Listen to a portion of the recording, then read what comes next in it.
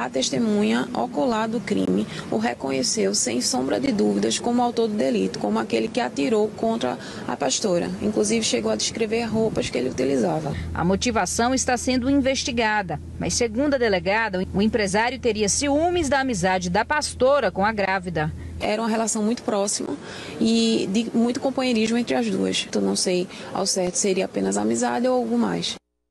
Olha, ele não quis falar muita coisa não, né? A nossa equipe tentou acompanhar no momento que ele era encaminhado para a audiência de custódia. Ele é esse aí. Ó. Por que você fez isso? Você tinha ciúmes dela? Você era casado? Você era casado, tinha um relacionamento com a... Você não quer se defender, não? A polícia está tentando entender exatamente o que aconteceu. Porque é o seguinte, nós temos aí uma pastora, nós temos a amiga que tem praticamente a metade da idade da pastora, que foi vítima de tiros, de 3 tiros. E aí você tem esse cidadão que já foi inclusive patrão da menina, que é a principal testemunha. Já foi patrão. E seria o pai do filho que ela está esperando. E estaria enciumado do relacionamento da ex-namorada com a pastora. E a principal testemunha do caso é justamente a ex-namorada do suspeito. Ela conversou com a nossa equipe e contou como tudo aconteceu. No momento que eu saí do carro, que eu abri o portão, aí vi o carro, não sei se o carro estava realmente estacionado ou se tinha seguido a gente no carro. Aí quando chegou, eu entrei para dentro, abri o portão, no momento que abri o portão, entrei, aí saíram do carro e deram disparo nela. Eu não sei quantos disparos de arma de fogo deu, se foi 3, se foi 4. Levaram alguma coisa dela? Não levaram nada, só deixou ela chegar e estacionar o carro. Desceram do carro e vieram realmente para matar ela. Não foi tipo algum assalto, nada, vieram para matar ela. É casada, tem... Divorciada, ela tem 3 filhos, mas só que recentemente ela morreu de uma pessoa. Mas os parentes dela são daqui do Recife. E essa igreja, ela fica administrando a igreja aqui, vem todo dia para cá? Ela é pastora dessa igreja e todo final de semana e na segunda, na terça, ela tem culto, tem a obrigação dela de pastora na igreja. Ela sempre vem, quando vem eu fico aqui na minha casa ou vai para casa do pessoal. E aí conversamos também com a polícia militar. O suspeito foi preso em casa, segundo a PM, e não esboçou reação. Só perguntou porque estaria sendo conduzido, estaria vindo para o DHPP. Eu informei que a testemunha tinha dito que ele estava envolvido no homicídio da vítima. Essa testemunha é o que dele, doutor? Segundo ele e ela, me repassou dizendo que eles tiveram um caso. Ele estava como? Estava sozinho em casa? Não, estava ele e a esposa. Ele foi encontrado com alguma arma? Não. Ele disse que não estava com arma nenhuma, não. Olha, essa situação, num primeiro momento, a delegada não está afastando nenhuma hipótese, mas também não quis falar se crime era passional, se era um feminicídio, não quis falar exatamente o que era, porque ele foi preso, mas não encontraram a arma do crime, mas a principal testemunha, que é uma ex-namorada desse empresário, disse que foi ele quem atirou, que viu que ele quem atirou. Acompanhe a delegada aí, que fala mais sobre a investigação. Ele era casado e o relacionamento que ele mantinha com a testemunha já tinha acabado. E, segundo a testemunha, ele já tinha ameaçado, dizendo que se ela não ficasse com ele, não ficaria com mais ninguém. A pastora morreu com 3 tiros na cabeça. É possível que outras pessoas tenham participado desse crime, delegada? Olha, é possível porque o autor chegou num veículo e a testemunha não consegue dizer se tinha mais alguém no veículo. Porém, ele chama a atenção, ele tem entrado do lado do motorista, dando a indicar que ele realmente foi o único integrante do veículo. Ele chegou em algum momento a confessar o que tinha feito? Não, em momento algum ele confessou. Ele nega o crime, diz que não tinha nem motivação para tanto e que passou o dia em casa, só saindo cerca de 15 minutos para ir no supermercado e voltar. Vejam vocês que, como eu falei, a delegada não está afastando nenhuma possibilidade. Inclusive, a desconfiança é de que ele, né, tinha um caso com essa menina, uma jovem, ela tem 22 anos, a pastora já acima de 40, e ele estava desconfiado de que as duas tinham um relacionamento. Havia essa desconfiança. Se é ou não é, aí é uma outra questão. Mas é o que dá a entender pela investigação até agora. Eu ainda volto já, porque a equipe voltou ao local do crime e vizinhos relataram que o seguinte, a desconfiança da delegada realmente procede. Os vizinhos dizem que a pastora e a principal testemunha do caso, que essa jovem está grávida do suspeito, está grávida do empresário, eles tinham uma relação amorosa.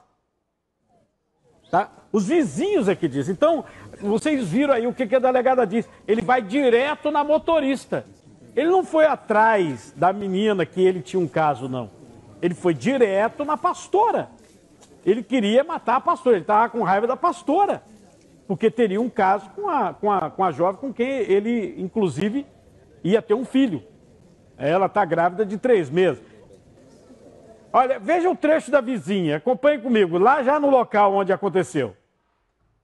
Depois que ela teve um caso com ele, aí ela estava com um caso também com essa pastora. Depois que ela separou dele, ela veio morar aqui. Aí ele começou a pagar o aluguel. Aí a pastora começou a frequentar. Eu vi esse carro aí sempre. Ameaçou ela, disse que ela tinha que deixar essa mulher para ficar com ele e se não deixasse, podia acontecer uma merda como aconteceu, né? Eu acho que ela achava que ele não seria capaz de fazer isso. Ele estava bancando, né? Filha era dele, ele estaria bancando, alugou a casa, pagava aluguel. Aí, de repente, você vê a testemunha, que deve ser ouvida pela polícia. Aí, de repente, ele descobre que você tinha ciúmes dela? Essa pessoa que trabalhou com ele, já foi empregada dele, com quem ele teve um caso amoroso, que estava grávida, estava com um relacionamento com essa pastora. Aí ele ameaça a pastora, disse que ia dar uma, né? Você vai acompanhar já mais dessa investigação. Olha, presta atenção. Você sabe que testemunha, inclusive fala-se na justiça que é a prostituta das provas, né? Porque a pessoa fala que viu e às vezes não é bem o que viu. E essa prisão do jogador Everton Heleno, ele que já jogou no Sport, no Santa Cruz, tá uma controvérsia desgraçada. Nas redes sociais, estão postando a foto de uma pessoa que seria um bandido e dizendo que a polícia prendeu a pessoa errada, que não seria o jogador, que o bandido era outro. Pois bem, as investigações da polícia dão conta de que ele estaria assaltando em Camaragibe e São Lourenço da Mata. E tem uma câmera de segurança, você está vendo aí, ó? A polícia diz que essa câmera é uma das provas. A câmera registrou uma das investidas. O jogador de futebol Everton Heleno dos Santos, de 27 anos, foi preso em casa, no bairro do Coque, no Recife. Segundo a polícia, ele é o homem que há 2 meses vinha assaltando moradores em São Lourenço da Mata e Camaragibe. O suspeito usava um carro branco para praticar os crimes. Neste vídeo divulgado pela Polícia Civil, um homem que seria o atleta aparece roubando o celular de uma vítima. Assustados com os assaltos, os moradores divulgaram as imagens do carro nas redes sociais. Quando a gente começou essa investigação, a gente não tinha essa informação de que se tratava de um jogador de futebol, né? O que a gente tinha era dois homens que foram abordados numa boate que estava no HB20, que fazia diversos assaltos aqui na cidade de Camaragibe. Eram 2 homens, um tinha passagem, um já tinha sido indiciado por assalto. Inclusive, a gente até achava que talvez esse que estava o indiciamento fosse o responsável pelos assaltos. Mas todas as vítimas, ao contrário, reconheceram o Everton Heleno dos Santos, que até então para a gente era o Everton Heleno dos Santos, não tinha conhecimento de se tratar de um jogador de futebol. De acordo com a delegada, o atleta já foi reconhecido por 7 vítimas na delegacia. Isso é a delegacia, 7. Entre elas, uma estudante. Essa estudante prefere, evidentemente, não mostrar o rosto. Ela reconheceu o jogador e contou como foi abordada. Estava indo para a faculdade, eram as 6h15 da manhã, quando eu entro numa rua, não tinha ninguém, aí o carro se aproximou e anunciou o assalto. Pediu para passar o celular, inclusive eu fui dar um celular, inclusive um velhinho que eu tinha, ele disse que não queria, que sabia que eu tinha um outro celular. Aí ele pediu para eu ser rápida, que se eu demorasse ele ia tirar na minha cabeça. E eu fui e passei o celular para ele. O HB20 branco? O HB20 branco, isso. Você reconheceu o jogador aqui? Sim, reconheci. Foi ele que te assaltou? Sim, foi ele. No momento do assalto ele estava de chapéu. Né? Aqui na delegacia ele estava sem, mas no momento do assalto ele estava de chapéu. A gente vai voltar disso aí pelo seguinte, o advogado suspeito falou com a nossa equipe dizendo que o cliente nega qualquer tipo de crime. Ele nega. O atleta, ele estava sem jogar há 2 meses. Mas ele chegou a jogar pela Série C, viu? Ele jogou lá em Ribeirão Preto, pela Série C. Teria sido dispensado por indisciplina. Por indisciplina. Mas ele está negando. E aí, nas redes sociais, estão botando um cara que seria um bandido que é muito, não é pouco não, muito parecido com ele. O promotor público, segundo inclusive o procurador que está investigando, ele, em uma das ligações, num dos grampos, é mencionado por bandidos dizendo que o anjo estaria ajudando. Então ele é considerado como anjo e em certo momento esses caras falaram no nome do promotor Marcelo Zughetti. A informação da polícia que vocês ouviram aqui e também vão ouvir hoje da Procuradoria é o seguinte: a informação é que o promotor das execuções penais, ele teria transferido presos de uma quadrilha perigosa que roubava velhinho, tudo para o mesmo canto. Só que promotor não pode transferir preso. Você que é operador do direito, se você é juiz, se você é advogado, se você é promotor, o promotor, ele pode transferir um preso? Ele determina? Hã? Você sabe que teve uma polêmica agora com um promotor que tentou transferir o governador Sérgio Cabral lá no Rio de Janeiro. O juiz meteu na hora, na caneta e mandou voltar.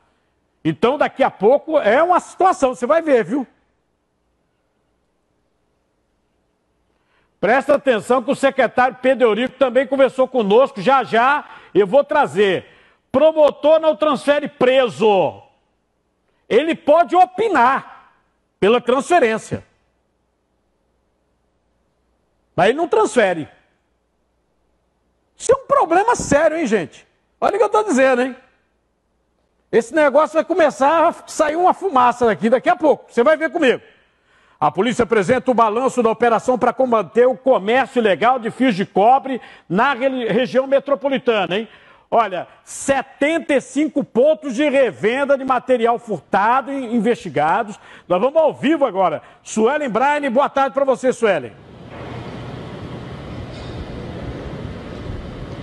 Isso mesmo, Cardinal. Por coincidência, hoje foi deflagrada a 5ª Operação Sucata. Muito boa tarde para você, boa tarde para todo mundo. 26 pessoas presas até agora em flagrante.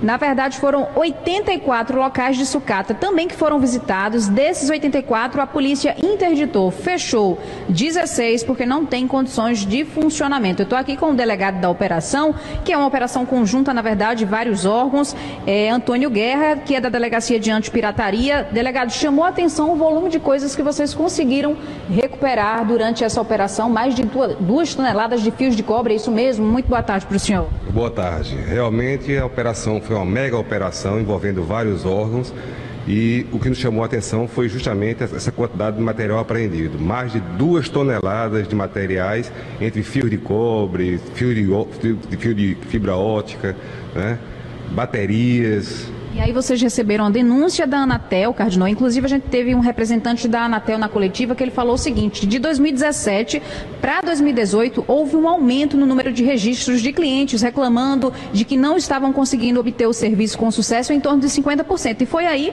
que a Polícia Civil entrou na história e conseguiu investigar e acabar aí desarticulando esse grupo que estava agindo dessa forma, né, delegado? Isso. A Anatel procurou a Secretaria de Justiça e Direitos Humanos, procurou a Secretaria de Defesa Social e informando que mais de 100 mil usuários estavam sendo prejudicados só esse ano com esse furto de cabos de energia e de fibra óptica. Dá para explicar para a gente qual era a cronologia, quem comprava, na verdade quem furtava, quem repassava para quem? Os receptadores também já foram identificados? Nós chegamos a uma conclusão de que quem estava furtando isso eram pequenas pessoas conhecidas como os craqueiros, né? Aquelas pessoas que furtam 2 quilos, 3, 4 quilos e vai vender aos pequenos sucateiros. E troca depois por 20, 30 reais e compra crack para consumir, abastecendo assim a boca de fumo, né? Receptadores já foram também identificados? Os receptadores foram identificados, presos em flagrantes e vão responder na justiça. Ok, delegado, muito obrigada pela participação. Vale lembrar que vários órgãos, então, né, ficam comprometidos, como lojas, estabelecimentos, hospitais, metrô, então aí o dano era muito grande. Cardinô. Obrigado, Sueli. Isso é uma tristeza. Tinha hora que parava hospital por conta de roubo de fio, rapaz. Internet nem se fala. Telefone também, né? A metrô parou várias vezes. Um absurdo. As investigações que afastaram o promotor das execuções penais, Marcelo Zugietti. Qual é a acusação contra o promotor? Bom, estão falando que nas gravações ele é conhecido como o Anjo. Os bandidos de uma quadrilha que clonavam cartões de velhinhos, aposentados, essa quadrilha, ela mencionava nos grampos telefônicos o anjo, até que elementos começaram a falar que era o promotor, que o Anjo era o promotor. Né? E aí a polícia disse que o promotor, ele teria concedido que integrantes da quadrilha ficassem no mesmo presídio. E aí, por conta disso, o promotor foi afastado suspeito de corrupção passiva. O Ministério Público deu detalhes dessa investigação. Inclusive, interessante é que, durante escutas telefônicas, escutas autorizadas pela Justiça, a polícia descobre, então, que o promotor era mencionado pelos bandidos como o Anjo. O Anjo queria colocá-los todos juntos num determinado presídio. Veja. Há indícios que se pegou em uma conversa de um preso com um advogado falando sobre o promotor, que iria ajudar para transferir, etc, etc. Ele, inclusive, é conhecido, tinha um codinome que foi difícil se chegar a ele, chamavam ele do Anjo. Então ele era o Anjo. Nas conversas, porque o Anjo, eu falei com o Anjo, etc., ele está nos ajudando e a perspectiva para vocês e tal e tal. Então era um Anjo, até que uma hora, numa conversa, escapuliu o nome dele. É isso que nós estamos investigando. O que realmente ele aferiu para favorecer esse pessoal. Agora, evidentemente, que se ele ficar comprovada a corrupção passiva, tem o corruptor, tem a corrupção ativa. Então não seria somente ele, né? Mas essa questão das transferências, ele não dava essa ordem a alguém, para alguém, ó? Não, porque depende do juiz para fazer. Ele agia de outra forma para conseguir isso. De que forma? Assim, ia lá, falava com um juiz, dissimuladamente, etc., com o diretor de um presídio, tinha um parceiro para conseguir transferir. Isso está complicado que só. Você já tem aí a subprocuradora do Ministério Público, que também está acompanhando, porque na coletiva está o doutor Lapenda e a subprocuradora, tá certo? Que também falou sobre esse caso. Veja só, se essas denúncias forem comprovadas, o que pode acontecer? Veja o que ela diz.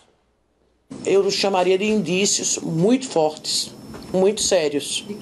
No aspecto criminal, nós estamos numa fase de inquérito policial e que onde as investigações estão sendo apuradas, em se confirmando e configurando com ainda mais rigor. Esses indícios até agora que foram trazidos será denunciado juntamente com outras pessoas que possam ter envolvimento. Ele pode perder o cargo, doutora? Todo membro do Ministério Público, todo servidor de uma forma geral, mas no caso do Ministério Público, dependendo deste procedimento administrativo, ele tem uma variedade de penas que, de acordo com a gravidade do seu ato, dói muito para a instituição avaliar um caso como esse. Agora, infelizmente, tudo no mundo pode acontecer.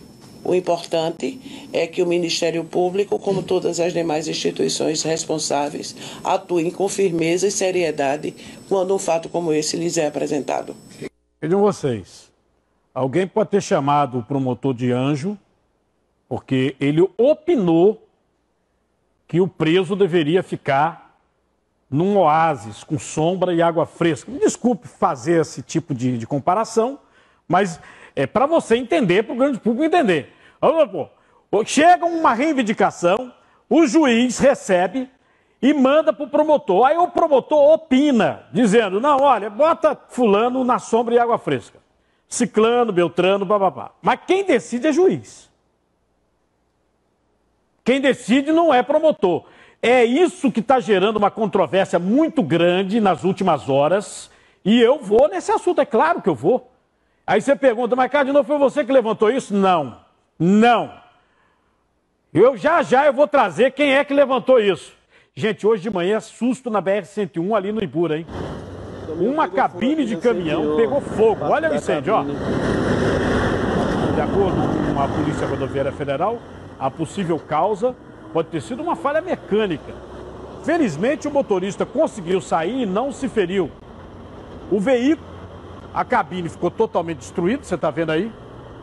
Fogo comeu tudo. Do baú ainda não pegou fogo não, mas... O veículo já foi retirado da via. E uma pessoa morreu e outra ficou ferida num acidente envolvendo um caminhão carregado de cimento. Esse acidente, feio, hein? Meu Deus do céu. Foi na BR-104 em Quipapá. A vítima fatal foi o motorista do caminhão. Ele não teve a identidade informada. Ele vinha dirigindo o caminhão quando capotou com o veículo. O corpo do motorista está no Instituto de Medicina Legal, em Caruaru. Outro capotamento, em carro capotou com um casal, zona rural de Gravatá. Acidente feio, hein? Populares socorrendo aí, ó. O motorista perdeu o controle da direção quando passava em Gravatá pela PE 87, no município de Gravatá. O SAMU foi acionado, apesar do susto, né? Você me dá do início, na hora do acidente, o cidadão é retirado por populares de dentro do veículo após o capotamento, ó. O carro com as rodas para cima, o cidadão é retirado do veículo com as rodas para cima. As vítimas não sofreram ferimentos graves, viu? Não sofreram ferimentos graves. E um poste caiu em cima de um carro que passava na rua Alfredo Castro, no Espinheiro. O transtorno por lá foi complicado, hein? A rua precisou ser interditada porque tiveram que trocar o poste. A troca do poste aí foi finalizada ontem à noite. Olha aí a situação. Ontem à noite finalizaram. E o trânsito ficou complicado hoje pela manhã ali no Pina. Manifestantes fecharam a Avenida Domingos Ferreira. Eles pediam atenção especial do governo para as famílias que estão sem casa, sem moradia. Olha aí, ó o Pina. De manhã o trânsito lá já é complicado. Imagine com um protesto. Ó. Incêndio, pneus queimados. Esse protesto acabou no final da manhã e tudo voltou ao normal. Câmera da CTTU, vamos para Domingos Ferreira, acompanhando em mais ao vivo. Agora Cais de Santa Rita também ao vivo.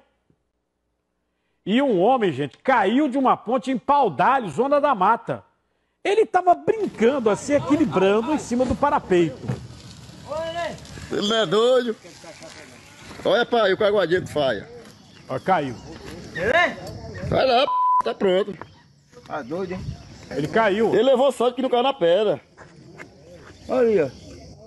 Vai chamar a ambulância para levar as pestes.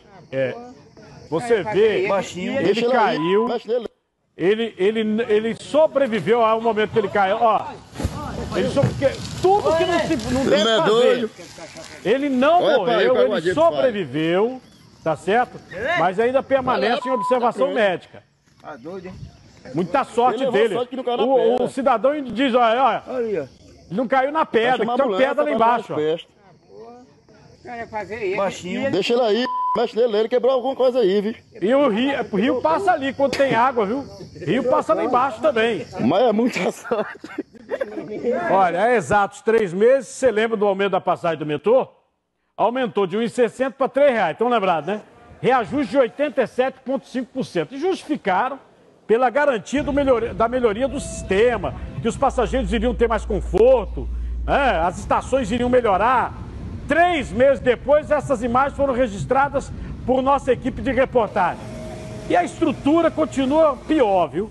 Vidros trincados, sujeira nas plataformas de embarque, dentro dos vagões. É raro o trem que tem ar-condicionado. Isso tudo sem contar o aperto dos passageiros. Olha a lata de sardinha aí, ó.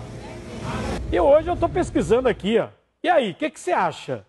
A estrutura do metrô melhorou depois do aumento? Eu nem sei o que você vai dizer, porque é o seguinte, eu não encontrei imagem que melhorou. Mas se você encontrar, mande para mim. Quer comentar? Use hashtag por dentro do Cardinô. Você, o que você achou? Que você é o imbecil, o idiota, que disseram que ia melhorar, te enganaram, não foi? Cuidado que tem eleição, viu? Vão te enrolar de novo? Use a hashtag por dentro com o Cardinô no Twitter para comentar. Mas o povo brasileiro vive sendo enrolado, hein? Meu Deus do céu. Daqui a pouco o Sindicato dos Agentes Penitenciários questiona a investigação da polícia sobre a suspeita de que o promotor Marcelo Zugetti cometeu corrupção passiva. Olha só que bronca, vê? O nosso ver tem estranheza na questão que foram as fundamentações alegadas na questão de dizer que o promotor tem competência de manter o preso dentro de uma unidade prisional como um complexo. Ao nosso ver, qualquer transferência ou saindo de uma unidade para outra, no próprio Código Penitenciário, na Lei 15755, ela prevê no seu artigo 106 e 107 que é competência do juiz das execuções. O Ministério Público só faz um parecer opinativo, não é determinante. Você lembra que eu falei isso? Agora o Sindicato dos Agentes Penitenciários cita a lei. Ora, se o promotor ele não tem caneta para botar o preso no Aníbal Bruno, que aliás nem existe mais, né? Antigo Aníbal Bruno, no Cotel, na Barreto Campelo, Presídio de Igaraçu, a caneta do promotor não muda, ele só pode opinar. Eu acho, excelência, senhor juiz, que o senhor deveria conceder a transferência. Como é que o promotor está sendo acusado de mudar preso? Bom, hashtag por dentro que o Cardinô vai comentando, viu? Mais reclamação de cano quebrado no Recife, dessa vez a Rua Mário Bernardino de Souza, é Boa Viagem. População diz que o vazamento já faz 3 meses na localidade. A Compesa nos informou que uma equipe vai ser direcionada ao local para realizar o diagnóstico e providências para consertar o vazamento. Olha o MC Bruninho que... posso ir no MC Bruninho ou outra coisa? Pessoal, o MC Bruninho, ele passou aqui pelo Recife e ganhou uma camisa do esporte. O Bruninho aproveitou a ocasião e pediu para o diretor de comunicação fazer um teste no clube. Ele mostrou que, apesar da fama como MC, o garoto que tem apenas 11 anos sonha como a maioria dos meninos.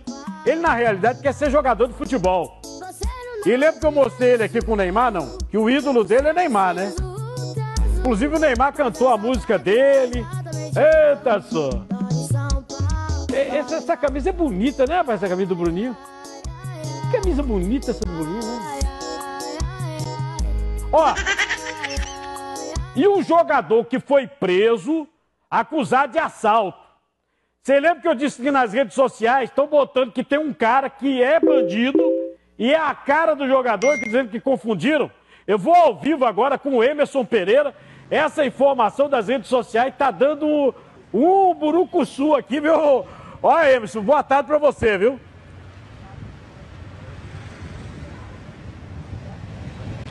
Pois é, Cardinô, boa tarde para você, boa tarde a todos. É o seguinte, a polícia informou pra gente que conseguiu apreender um carro modelo HB20 um veículo branco que, segundo a polícia, pode ter sido o automóvel que vinha sendo utilizado por esse suspeito, o homem que vinha cometendo vários roubos, principalmente aqui em Camaragibe, também em São Lourenço da Mata, e que a polícia vem apontando como sendo esse jogador de futebol, o Everton Heleno.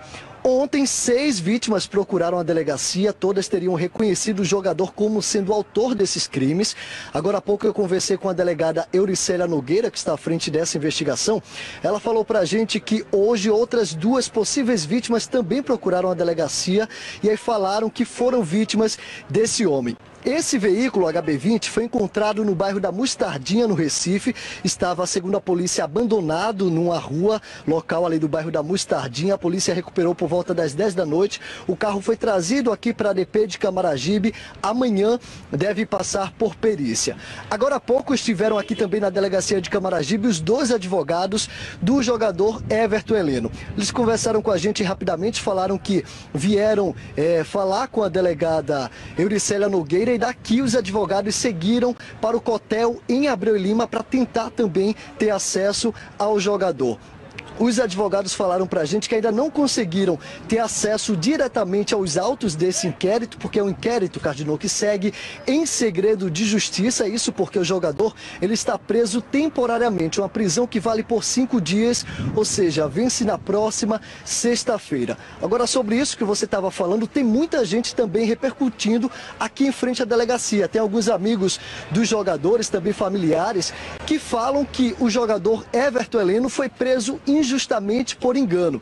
Eles dizem que tem um homem, um assaltante, que parece muito a fisionomia com o jogador Everton Heleno e que esse homem seria o autor desses roubos. Então tem muita gente aqui em frente à delegacia saindo em defesa do jogador. Inclusive o ídolo pernambucano, o ídolo da torcida pernambucana, Carlinhos Bala, acabou de chegar aqui na delegacia de Camaragibe, está lá dentro conversando com a delegada Euricélia Nogueira. A gente está na expectativa para ver a saída do Carlinhos Bala, para ver também se ele conversa com a gente, porque falaram que o Carlinhos Bala conhecia o jogador Everton Heleno. E a gente segue aqui acompanhando todo o discorrer dessa investigação. Cardinô. É um problema danado, né? Porque é o seguinte, tem a questão das provas, né? Daqui a pouco eu boto a sonora da delegada, porque nesse momento a delegada não quer mais se pronunciar. A informação é essa, né? Bom,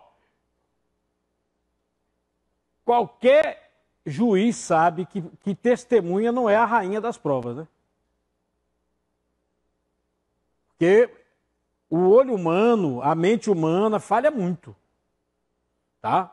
Mas vamos ver o que a polícia tem de mais prova, até porque esse carro aí, ó, teria sido apreendido agora. Seria o veículo utilizado nos assaltos. Agora, injustiça também é para se danar, né? Porque depois que acusou, meu amigo, aí como é que o cara sai daquela? Não é brincadeira não, viu? Não é brincadeira não. Por falar nisso, daqui a pouco eu vou botar aqui o promotor Marcelo Giugetti. Ele falou na Rádio Jornal, e eu tenho o áudio dele, porque depois ele não quis mais falar. Presta atenção. Bom, futebol é coisa boa, deixa eu falar agora sobre o esporte. A novela Everton Felipe continua, mas está perto de chegar ao fim. O meio atacante de 21 anos já viaja para São Paulo na tarde de hoje, vai assinar por 4 anos com o São Paulo. E isso é o que disse o empresário do atleta numa entrevista ao Jornal do Comércio.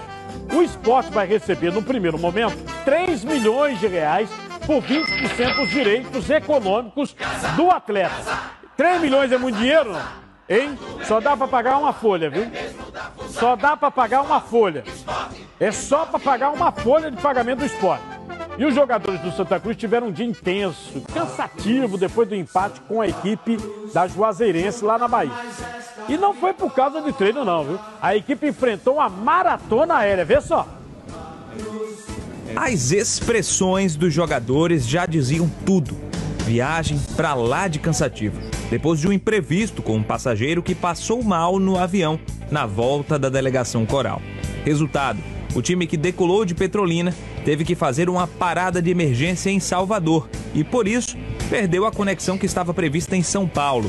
Até conseguir um novo voo para a terra paulista, foram horas de espera. Quando conseguiram, tiveram ainda que desembarcar no aeroporto de Guarulhos e pegar um ônibus, percorrer cerca de 30 quilômetros até o aeroporto de Congonhas. Acordamos às 2 da manhã, saímos do hotel às 3 da manhã. E tivemos hoje em 5 aeroportos, a contar com o de Recife. Chegando agora, é claro, né? Desgaste grande, ninguém dormiu. O imprevisto mexeu com o planejamento do Santa Cruz. A reapresentação do time, que estava marcada para amanhã de hoje, foi adiada para a tarde. Já o treino da quarta-feira, que aconteceria em 2 períodos, vai ser realizado em apenas 1. Vai ver só, o Santa Cruz encara o Salgueiro no sábado. E o Salgueiro já é rebaixado. O Salgueiro perdeu pro Remo ontem. E foi uma desgraça, né? O Salgueiro perdeu pro Remo. Tá na 4ª divisão. Eu nem sabia que tem a 4ª divisão, tem. Porque a A, B, a C, que tava na C. Aí agora é a D. Tem a E, não. F, G, H, I, J. Ave minha. Ó, o Náutico tem o Remo, que ganhou do Salgueiro. Vai ser na última partida da fase classificatória da Série C. E para a partida que será sábado no estádio Mangueirão, em Belém, algumas peças podem ser poupadas por Márcio Goiano, o treinador. Mas se perguntar se tem jogador que quer sair, olha só o que fala o Jorge. Eu quero jogar, particularmente eu quero jogar.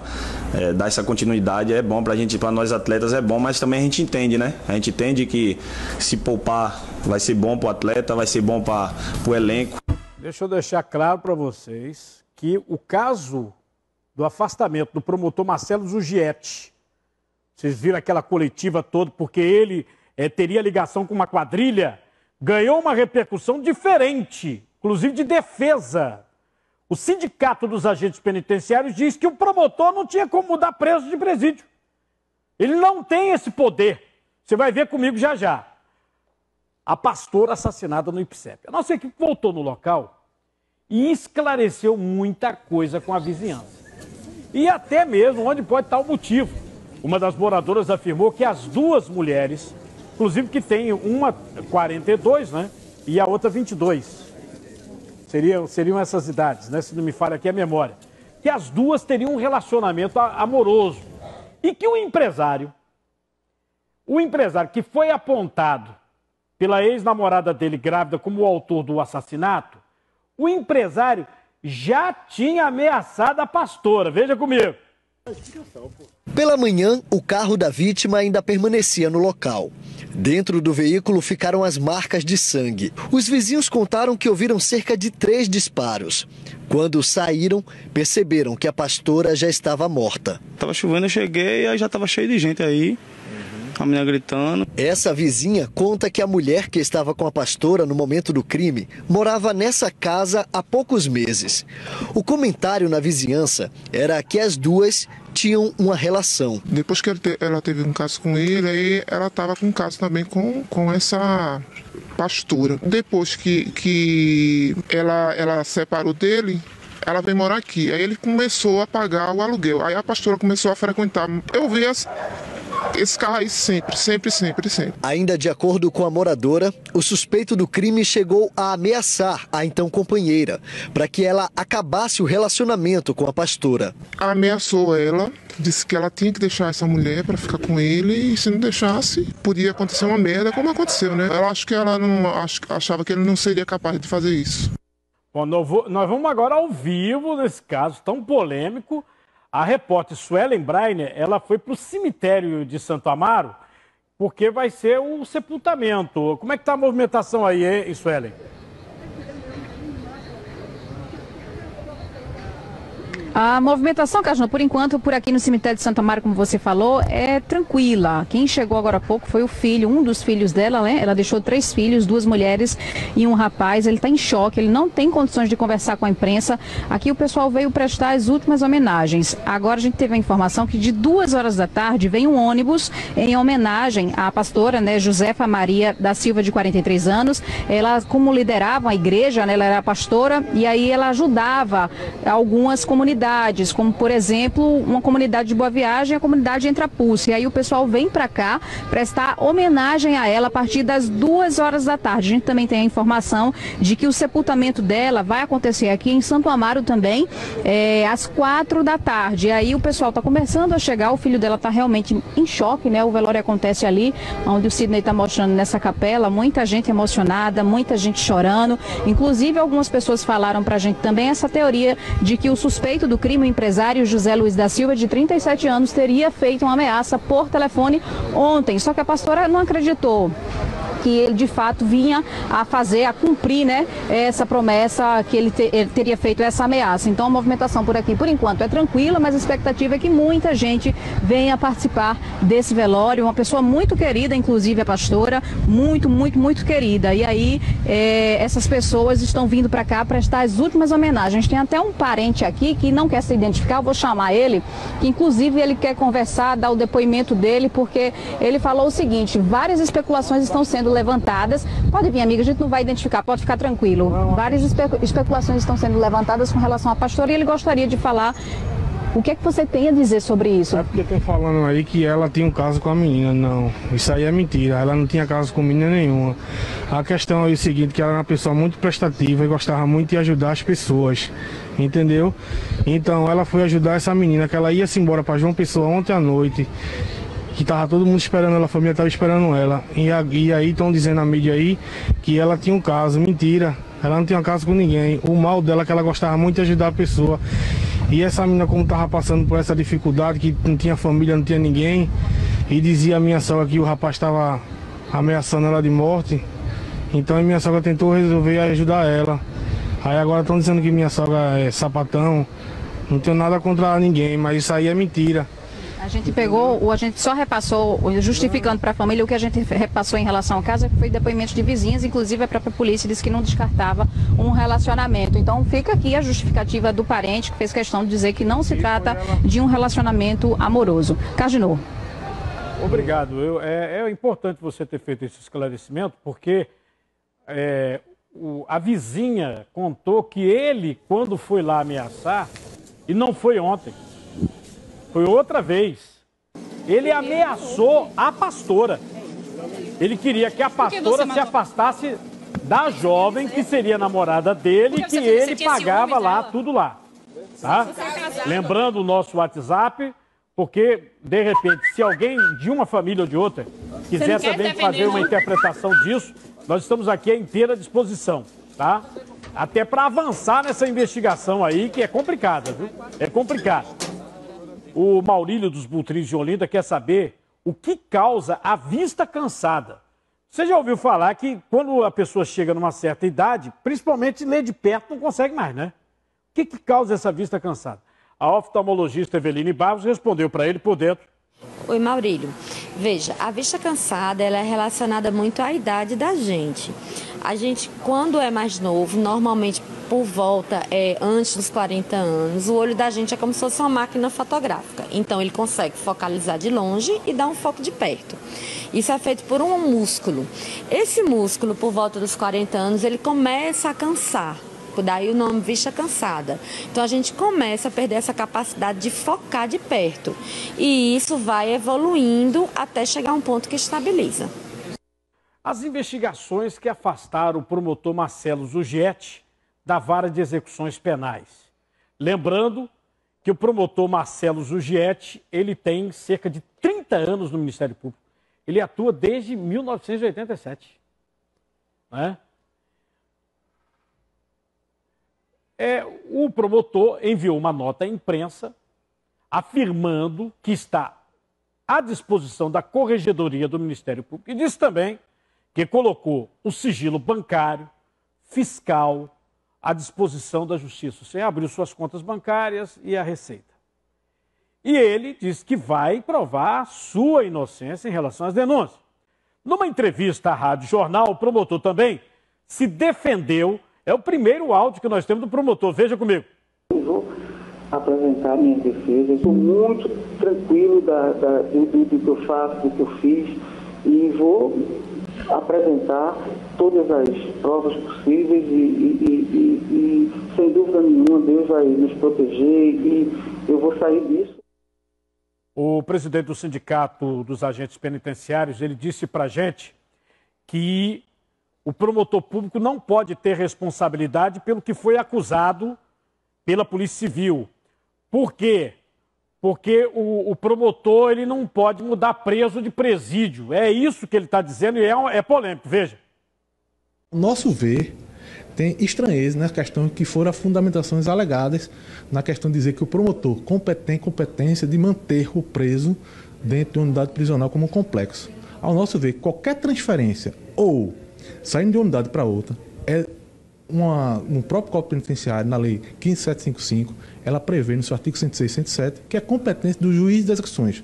Mesmo que fosse um preso de medida de segurança que alegam, teria que ter, a Secretaria ter feito e comunicado com 24 horas ao juiz das execuções e juiz processante. Então, o Ministério Público só faz um parecer opinativo, não é determinante. Então, é uma seara muito além dessa questão, porque o deferimento e a determinação são dos juízes das varas ou do juiz da vara de execução penal. Então o promotor ele não teria poder para decidir em que unidade prisional ficaria então o detento? Não tem esse poder nenhum, até porque transferência, se fosse medida de segurança, era a Secretaria, e comunicando ao juiz da execução. E se fosse uma transferência ou manutenção daquela unidade, é o juiz da execução que determina naquela unidade. O promotor é o fiscalizador da Constituição e faz um parecer opinativo àquele juiz, mas não nada que tenha competência de determinar que aquele preso fique naquela unidade ou seja transferido daquela unidade. O procurador Ricardo Lapenda, inclusive o procurador, ele está acima do promotor Marcelo Zuggetti, que ele é procurador, né? Então ele disse que em gravações os presos falavam, se referindo a Marcelo Zuggetti como anjo, que o anjo iria colocá-los num local legal, não sei o quê, como se fosse mudar de presídio. E parece que mudaram realmente. Aí veio o presidente do Sindicato dos Agentes Penitenciários e diz o seguinte: o promotor não muda, quem muda é o juiz. E a informação é que para mudar ele teria ganho presentes.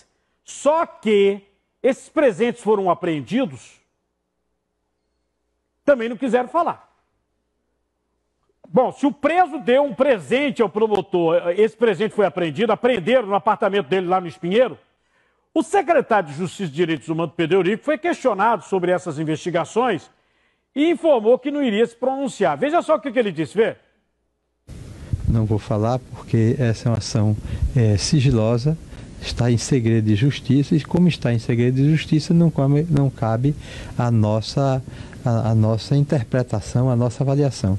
Isso será feito ao final das investigações. A polícia procura dupla suspeita de assaltar um mercadinho em pleno centro do Recife, todo filmado. Eles roubaram a arma de um policial rodoviário federal. Pode botar no ar. O assalto aconteceu em plena luz do dia e foi registrado por câmeras de segurança do estabelecimento que fica no centro do Recife.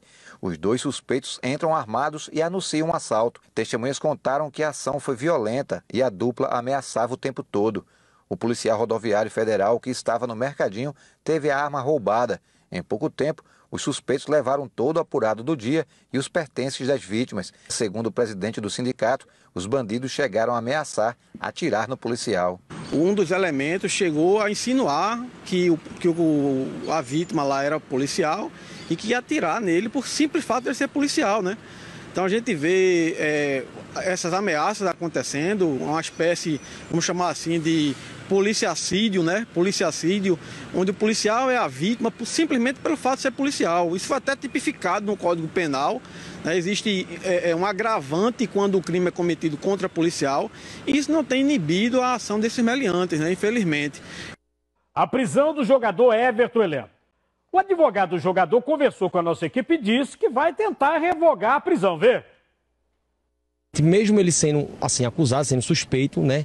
Ele é uma pessoa que ele tem residência fixa, ele é primário, ele é possuidor de bons antecedentes criminais e tem uma profissão definida. Então isso aí já é, assim, seria o suficiente mesmo para ele poder, mesmo que responda o processo em liberdade, que ele realmente, se ele for indiciado, mas para ele responder o processo em liberdade. Agora, o seu cliente afirma que praticou esse assalto, ele assume, nega? Não, de maneira alguma, de maneira alguma. Quanto a isso, ele está super tranquilo, é um jogador profissional, conhecido, certo? Um cara que, assim, já estava recebendo propostas de outros clubes para assinar o contrato, então está tranquilo. Quanto a isso, ele realmente não fez nem cometeu nada de nenhum crime.